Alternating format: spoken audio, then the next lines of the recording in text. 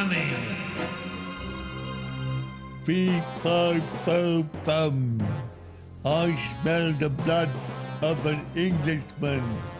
Be he alive or be he dead, I'll grind his bones to make my bread. Once upon a time, in a small kingdom of tiny cottages, babbling brooks, and rolling hills, lived a little witch. A middle-sized wolf, an absolutely enormous giant. His awesome footsteps echoed like thunder throughout the land.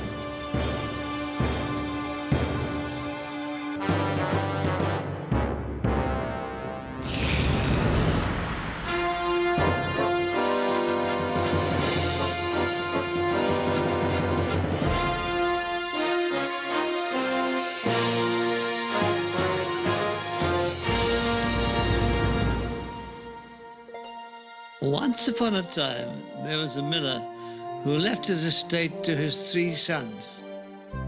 To the eldest he left his house and grounds, to the middle son his timeshare in the Algarve.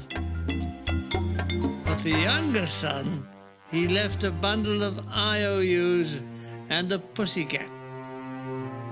Meow. The cat decided to impress him. Donning an enormous pair of boots, the cat decided to catch some rabbits. He would leave a sack open near a warren with tasty bits of lettuce inside. Young rabbits would investigate, and in a trice, the cat tied up the bag.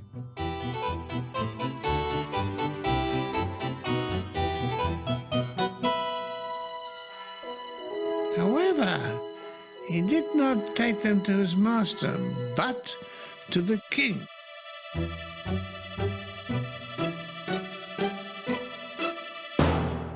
My master, the Honourable Marquis of Carabas, wishes the king to have this rabbit as a gift. And bon appetit!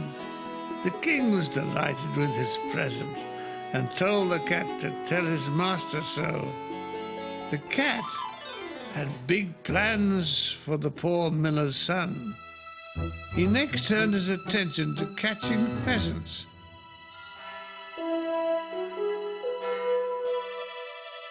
And it was not long before he presented himself to the king with a brace of birds. As before, the king was delighted. I am delighted.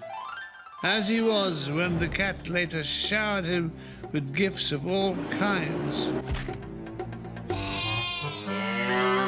One day the cat and his master were sitting by a river when the king's carriage approached. Quick, undress and jump in the water. Meow! Undress? I'm almost down to my last pair of wire fronts. Still, he did as he was told, and the cat hailed the carriage. Hail, carriage, it said. While my master, Carabas, was swimming, someone stole his clothes. Oh, then you shall have new clothes. Watching from the coach was the king's beautiful daughter. The king invited the dripping, naked miller's boy to climb aboard, and they drove to the palace for a new wardrobe and some new clothes. The triumphant cat went on ahead of the coach and approached a man cutting a meadow for hay. When the king drives past, tell him this meadow is owned by His Excellency, the Marquis of Carabas, or else. The countryman did as he was told, to the astonishment of the cat's master and the delight of the king and his daughter.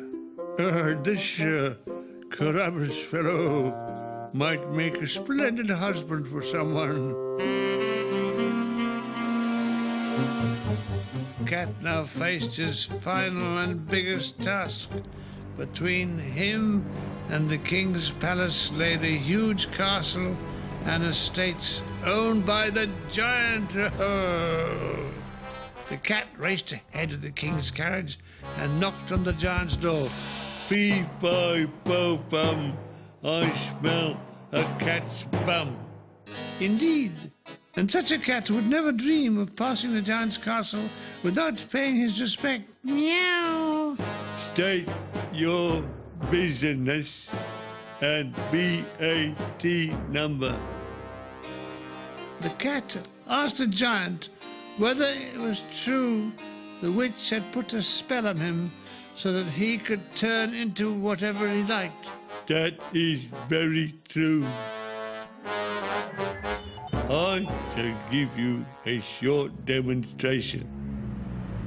First, I'm going to turn into a wolf. And at that instant, he changed into a snarling, hungry wolf. Okay, I believe you, gasped the cat. I think I prefer you as a giant. And with an enormous flash, the wolf reappeared as the giant. Oh, that had you worried. Pretty impressive, but I suppose you couldn't turn into something small as a monkey. Better than that, I could change into a mouse, and you could chase me round the room, said the mentally challenged ogre. Quick then, said the cat, hearing the approaching king's carriage. In a flash, the giant was a mouse, and the cat only had time to grab the mouse as the king and his entourage entered the room to pay his respects to the giant. Giant, said the cat, a mouse's tail hanging from his mouth, but this castle belongs to my master, His Excellency the Carabas de Carabas, always has and always will. At this, the princess fell into the arms of the open-mouthed miller's boy. Possessions: 1 GCSE, 1 cat, 1 steam kettle, and half a kingdom. You shall be married this very day. And as for you, Master Cat, you shall be the next Home Secretary. But a voice from inside the cat's mouth, muffled as it was, had a different idea. Now I will turn back into a giant.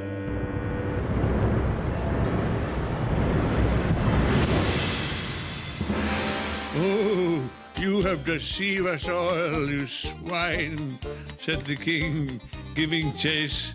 And he tricked me, roared the giant as he joined the stampede after the cat, who enjoyed the shortest appointment as Home Secretary in history. You'll be hearing from my solicitor. I'll get you one day, you see. They're cute, crazy, and coming our way. Watch out, there's cannibals about up next.